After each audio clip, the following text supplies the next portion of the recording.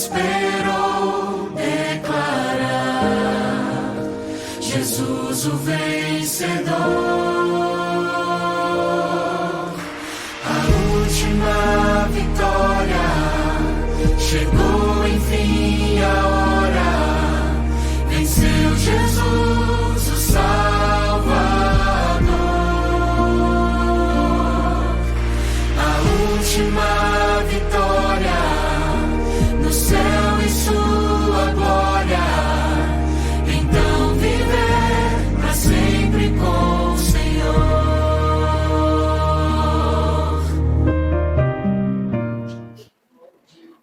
Boa noite, sejam todos bem-vindos. Com sábado,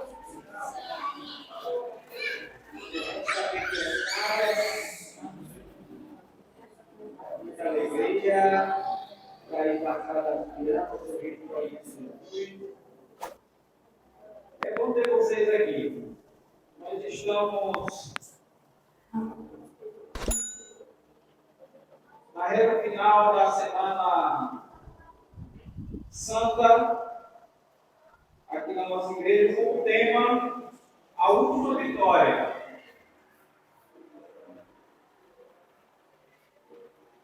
E vem retratando a vitória de Jesus,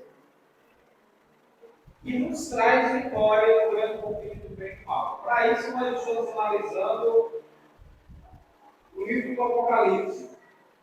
Primeira noite, quarta-feira, nós falamos sobre a vitória de Jesus aqui na terra. Ontem, falamos sobre felicidade, abordamos as bem-aventuranças apresentadas no livro do Apocalipse. E hoje nós vamos falar sobre o remanescente. O tema hoje é o povo de Deus. E também está no livro do Apocalipse. Apocalipse capítulo 12, versículo 17. O tema hoje é o povo de Deus, Semana Santa 2024, a última vitória. A Bíblia, ela diz assim: irou-se, ou o dragão irou-se contra a mulher, e saiu para guerrear contra o restante da descendência dela, os que obedecem os mandamentos de Deus e se mantêm fiéis ao testemunho de Jesus.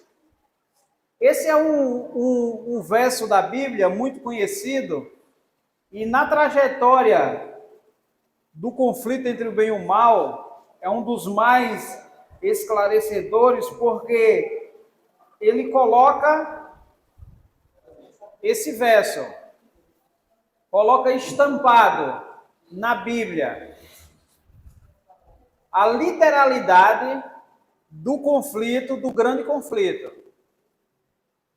Um conflito que não começou aqui, mas um conflito que está se desenrolando aqui nessa terra. A Bíblia diz que o dragão, nós já vimos quem é dragão. Ele ficou com raiva da mulher, que é representatividade da igreja. E saiu para guerrear contra o restante da descendência dela. E quando ele vai trabalhando essa guerra, esse conflito, ele começa a dar algumas características que servem para que nós entendamos sobre quem são os personagens desse grande conflito. E quais são as características? Porque eu já falei com vocês aqui outros dias, nesse grande conflito existem algumas coisas que nós precisamos prestar atenção. No grande engano, o diabo ele usa armas, ou ele usa uma retórica divina para tentar enganar aqueles que estão tentando se chegar até Deus. Ele cria um caminho alternativo, um caminho ilusório. E muitas pessoas seguem por esse caminho, pensando, imaginando que estão agradando a Deus ou que estão seguindo a Deus.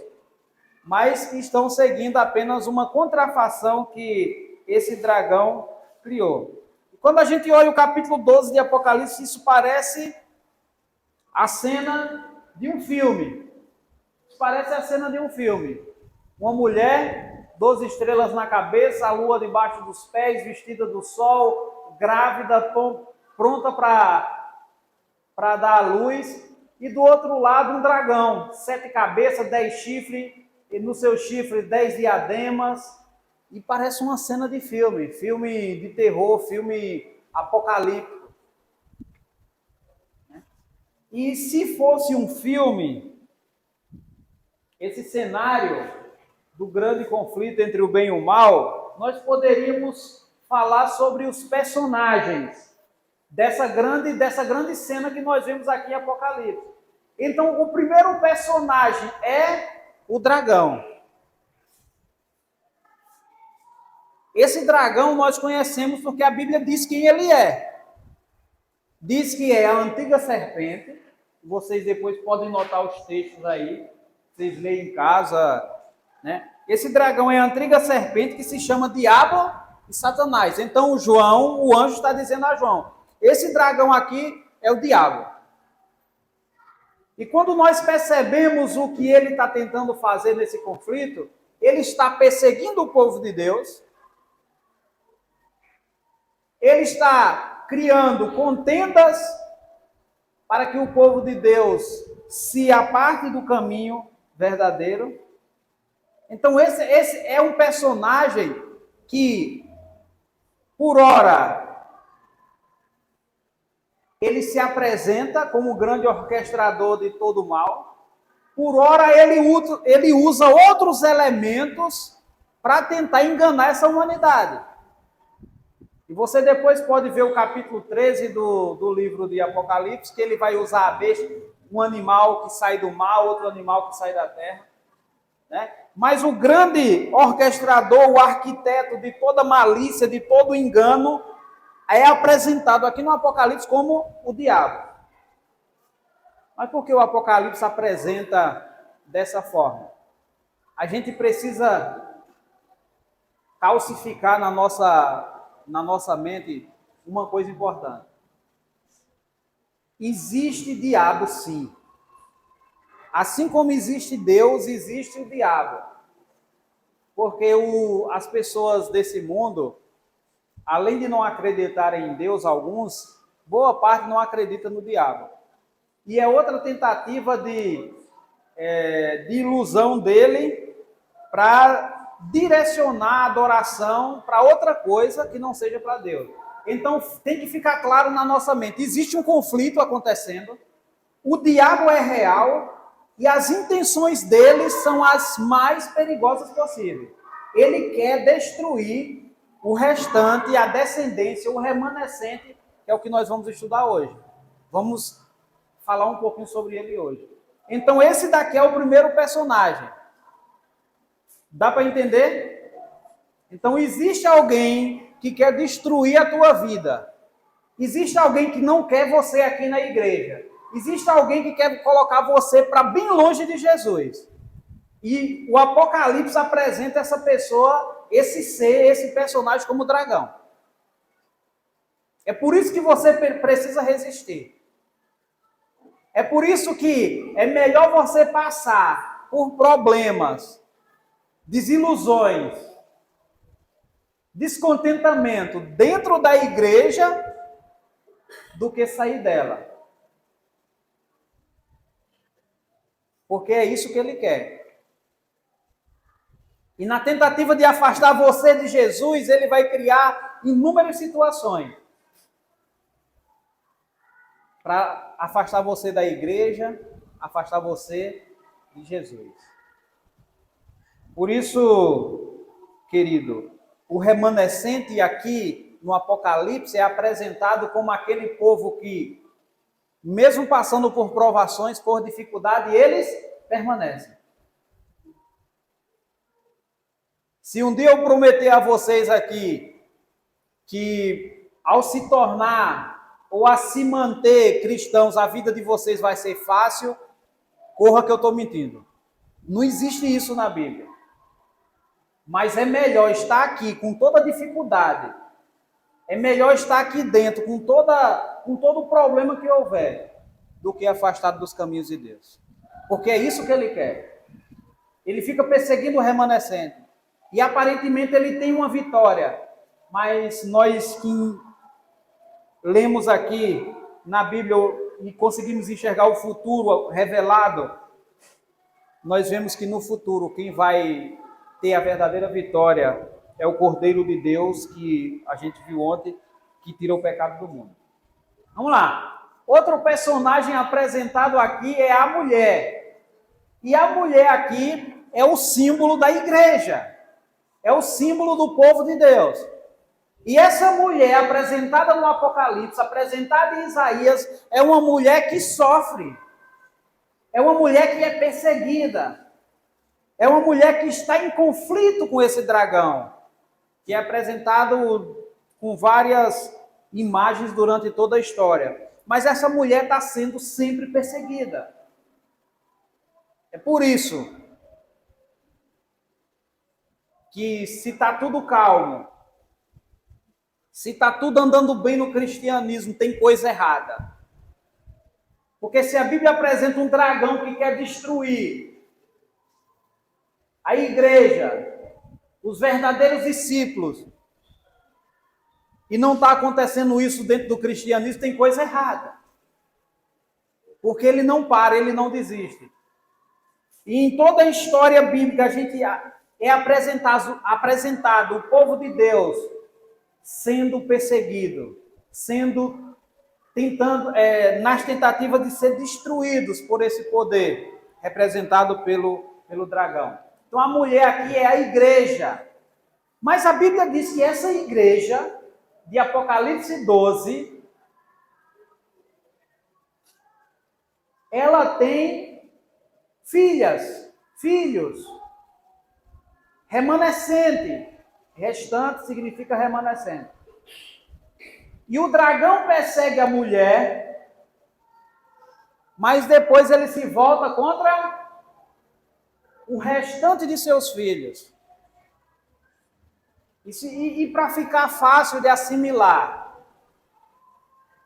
historicamente falando, o diabo tem perseguido a igreja, depois da morte de Jesus, tem perseguido a igreja durante todos os tempos. Tivemos um período aí chamado de Idade das Trevas. 1260 anos ele perseguindo e oprimindo o verdadeiro povo de Deus, espalhado pelo mundo.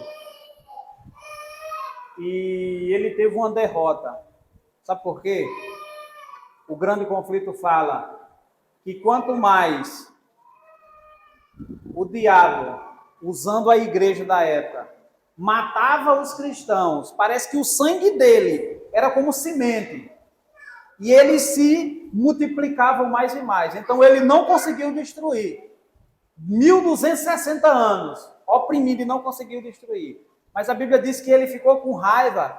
E os filhos dessa mulher que sofreu lá no deserto, que representam o povo de Deus nesse tempo, o restante, o remanescente, é alvo também desse dragão. Nós somos o remanescente de Deus.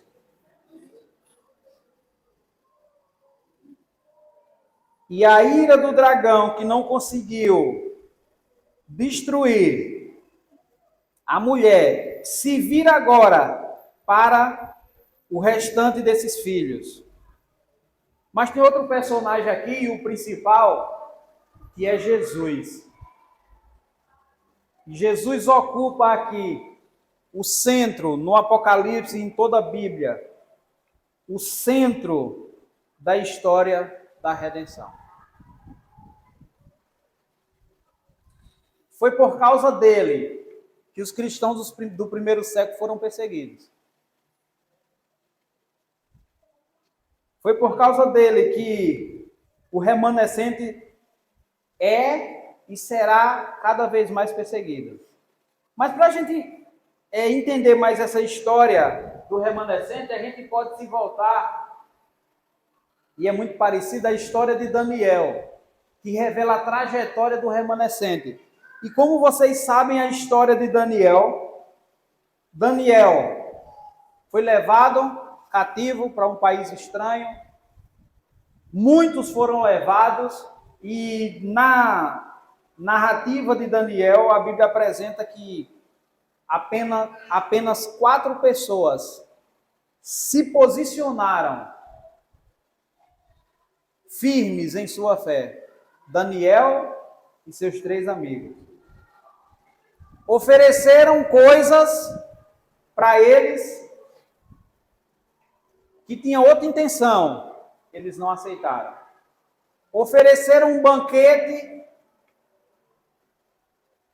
representando que quando Nabucodonosor oferece um banquete para ele, ele se nega e vai comer alface.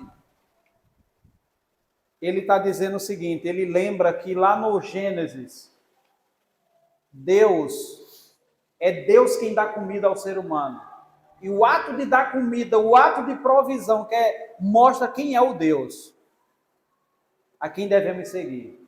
Deus deu comida ao homem no Éden. Então o ato de Nabucodonosor dar comida, o banquete para aqueles homens, ele estava dizendo: eu sou o provedor de vocês. E quando Daniel disse, a gente não quer dessa forma, ele e seus amigos, ele estava dizendo, meu provedor, quem provém as coisas para mim é Deus. E eu posso até deixar de comer essa comida que você está me oferecendo, mas o meu verdadeiro provedor não vai deixar eu morrer. E aconteceu o que a gente já conhece, passaram lá um teste, vários dias comendo outro tipo de alimento, e a Bíblia diz que ao fim de 10 dias eles estavam mais fortes, mais vigorosos e mais sábios do que todas as outras pessoas. Uma batalha de deuses, uma batalha de quem é que manda quem é que prevalece no nosso coração. 4 jovenzinhos foram os remanescentes de toda a nação de Judá, de toda a nação de Israel. E queridos, a Bíblia diz que esse remanescente, ele nasce no coração de Deus. Remanescentes são pessoas que persistem, são pessoas que ficam quando todos se vão. Remanescente não é um grupo grande de pessoas, mas são pessoas que permanecem quando ninguém mais quer permanecer. O movimento adventista do 7º dia nasceu de um grande desapontamento, onde uma minoria bem pequena, daquele grupo chamado de mileritas, eles disseram, a gente vai permanecer, a gente vai encontrar onde a gente errou e a gente vai permanecer. E alguns anos depois é fundada a Igreja Adventista do 7º dia. E esse remanescente é objeto da terna afeição do Pai. Nós conhecemos o que a Bíblia, o que o Espírito de Profecia fala sobre isso. Esse remanescente se torna representante do amor de Deus nessa terra. E agora, trazendo para nós somos o remanescente de Deus. Nós somos o que resta de pessoas que buscam ser fiéis a Deus nessa terra. E esse remanescente, nós temos que ser representantes do amor de Deus. E Deus nos pede para compartilhar a sua mensagem de amor. A gente não está aqui como boi na engorda, só recebendo e engordando. A gente está aqui para receber e compartilhar. Receber e compartilhar. Veja o que o profeta Miqueias fala a respeito disso.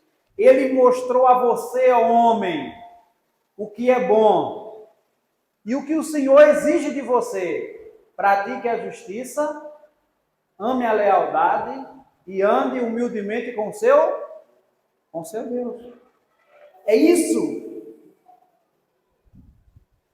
que o remanescente precisa ser. Que essa pequena porção de pessoas fiéis a Deus precisam fazer. Mas ainda continua, Isaías complementa isso dizendo assim, trabalho do remanescente, função do remanescente, Isaías 58, 6 e 7, soltar as correntes das injustiças, desatar as cordas do jugo, pôr em liberdade os oprimidos e romper todo o jugo. Não é partilhar comida com o faminto, abrigar o pobre desamparado e vestir o nu que você encontrou e não recusar ajudar o próximo? Nesse trecho, o profeta está falando sobre o verdadeiro jejum. E ele diz: vocês vão jejuar, ficam tristes, todo mundo percebe, mas o verdadeiro jejum que Deus aceita é esse aqui, Esse aqui, o trabalho do remanescente. Não seria esse aqui que nós deveríamos estar fazendo? Ou a gente está preocupado em outra coisa? Interessante que o profeta fala sobre isso quando Jesus vai falar sobre as características dos que são salvos e perdidos no último dia. As características são semelhantes a isso aqui, Muita coisa semelhante. Estava nu e me vestiste, estava com fome e me deste de comer, estava desamparado. O trabalho do remanescente é que essa mensagem de amor que alcançou cada um seja compartilhada para outras pessoas. Mas não fica só por aqui, porque no livro de Mateus, Jesus disse: vão,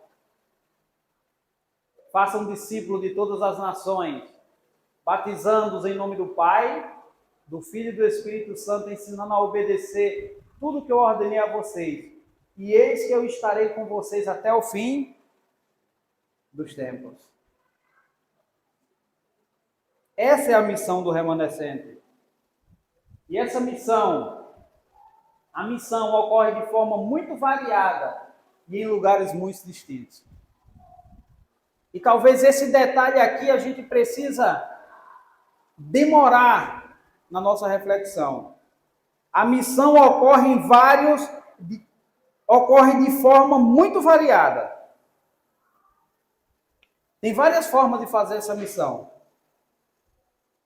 Em lugares muito distintos. Ao semear misericórdia. Daqui a pouco eu falo mais sobre isso. Ao semear misericórdia, os corações se abrem para conhecer melhor o remanescente de Deus. O mundo conhecerá o remanescente como a luz da aurora, que brilha cada vez mais até ser dia perfeito, até que a terra seja iluminada com a sua glória. Mas para que isso aconteça, é preciso que exista em nós o amor. O amor para ir, o amor para ensinar, o amor para fazer discípulos. Quando Paulo está falando sobre isso, Paulo, em sua primeira carta aos Coríntios, ele diz assim, o amor nunca perece. Mas as profecias desaparecerão, as línguas cessarão, o conhecimento será deixado para trás, pois em parte conhecemos e em parte profetizamos. Quando, porém, vier o que é completo, o que é em parte será deixado para trás. Assim permanecem agora esses três: a fé, a esperança e o amor. O maior desses é o amor. Para ser o remanescente fiel, nossa vida precisa estar temperada com amor. Não de palavras, porque é muito fácil com palavras, mas de ação. Você precisa ser parte desse remanescente fiel. A gente viu na primeira noite a história de Jeconias.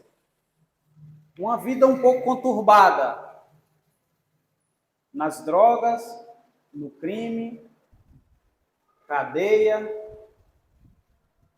mas ele encontrou a luz e se tornou parte do remanescente fiel. Quando estava estudando teologia, segundo ano de teologia, ele veio fazer uma programação numa igreja e encontrou um parceiro de crime também, Joemir Guimarães. Nós vimos a história dele ontem. E Joemir também achou essa graça. Se permitiu ser usado por Deus. E também se tornou parte do remanescente de Deus. Se converteu. Mas ainda tem outra pessoa. No grupo, nesse grupinho aí, João Paulo,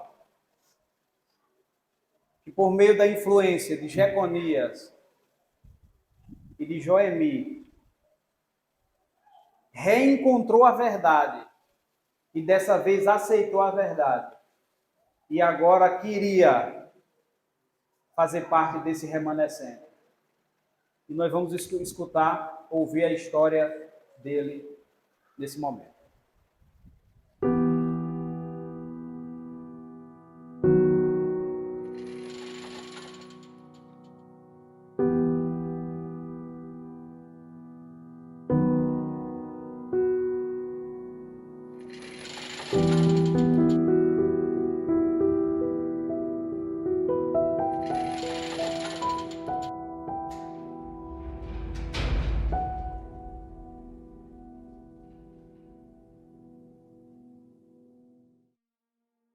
Minha infância foi boa, barraco humilde, mãe trabalhava, não deixava faltar nada para dentro de casa. E você vai crescendo e você vai virando um adolescente. Adolescente sua mente já vai abrindo um pouco. Convivendo já um pouco com a criminalidade, vendo aquele dia a dia deles, as roupas, os tênis, andando muito, tendo muita convivência com eles, experimentando meu primeiro baseado de maconha, aos 13 anos de idade. Você ajuntou um dinheiro, comprei um revólver, daí começou a praticar vários crimes, virava noites e noites de uma bocada vendendo droga. O tempo foi passando, né? Vai acontecendo outras coisas, seus amigos vão se afastando, suas famílias. Quando você fica de maior, você vai, mas vai pra ficar. Fui parar na cadeia de maior, eu tirei 8 anos de cadeia. Mas antes disso aí, em 2012, eu encontro meu irmão, que eu falo que é o Neto, que hoje em dia ele é o pastor Jeconias. Em 2012, encontro ele magrinho, vindo com a mochila no ombro, deu um abraço, conversamos um pouco, falou que estava vendendo um livro, estava mudando de vida, me mostrou um livro, A Vida de Jesus, fui lá e comprei, dei um abraço nele. Falei, mano, mãe já ora por mim muito, ora por mim. 2 anos depois, 2014, eu fui preso. Em 2017, eu vejo minha mãe vindo. Vinha de São Paulo para me visitar, de 6 meses. Foi onde que eu perguntei, mãe, e o Neto? Mãe falou, virou pastor, meu filho. Ele pregando uma semana de oração, de vigília. O tempo foi passando. Igualmente para minha mãe que queria mudança de vida, né? Já estava cansado. Falei para ela que ia mudar de vida e tudo. Ela falou, você tá falando, né? Mas aquele dia foi onde que eu pedi para Deus me mostrar um versículo da Bíblia. Ele mandou lá em Mateus 11:28, vem achar mim todos que estão cansados e oprimidos. Nisso eu guardei essa mensagem durante 3 anos da minha vida. Saí em 2022. Quando saí, a primeira coisa que eu fiz foi ir para casa de um amigo meu, do William. Chegando lá, eu pedi para ele ligar para o Jeconias, porque eu não sabia onde meus familiares estavam. Largou o que estava fazendo e foi me buscar. Ligou pro Joemir, o Joemir foi e chega lá. Joemir foi e perguntou, quais seus planos, João Paulo? Tá aqui pra frente. Falei, cara, meus planos, primeira coisa que eu tenho é servir a Deus. Começaram a me dar estudo bíblico. Passam uns dias, mãe estava internada no hospital. Quando cheguei naquela sala, falei, mãe, benção. Ela respondeu só pelos olhos. Aquilo ali quebrou meu coração. O que eu fiz da minha vida? Ali eu me senti inútil, fraco. Eu tinha prometido para ela muitos anos atrás que eu ia mudar de vida. Eu não podia quebrar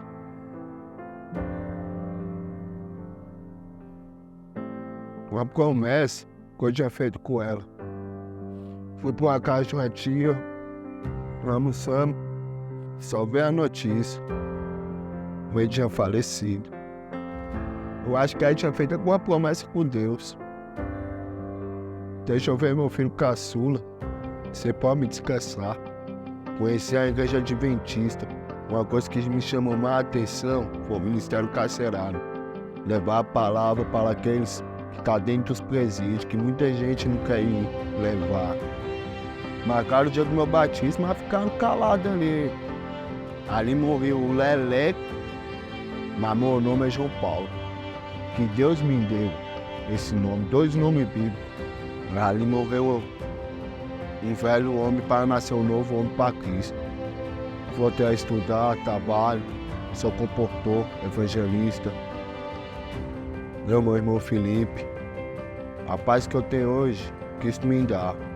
Isso é uma vitória. É conquistando a confiança dos meus familiares. Hoje para mim é um prazer estar servindo o nosso Senhor Jesus Cristo com vários irmãos que também já passaram no mesmo sistema que eu. Igual o Felipe, pastor Jacolinhas, o Joemir. É uma honra servir a Deus. É um prazer estar com meus amigos diariamente.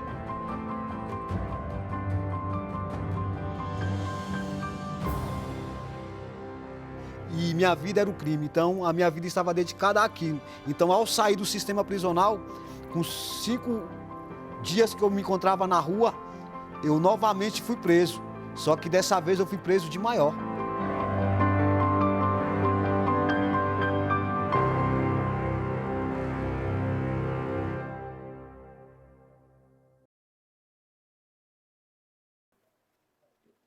Esse é João Paulo, irmão de Jeconias. A mãe é adventista.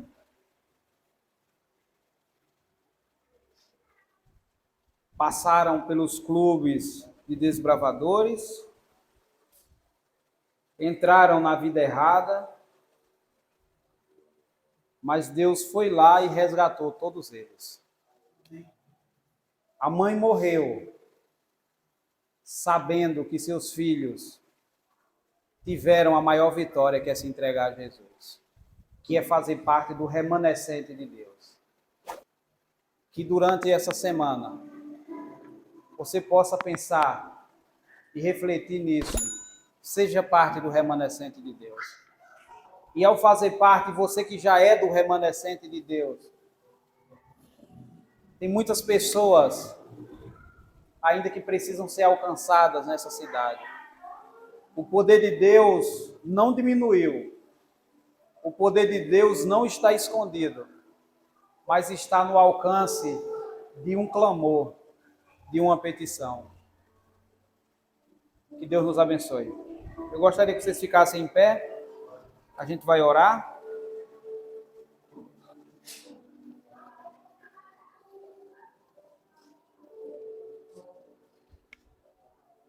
Obrigado, Senhor, pela vida. Obrigado por tudo que o Senhor concede para nós. Ao ouvir e ver as histórias desses homens que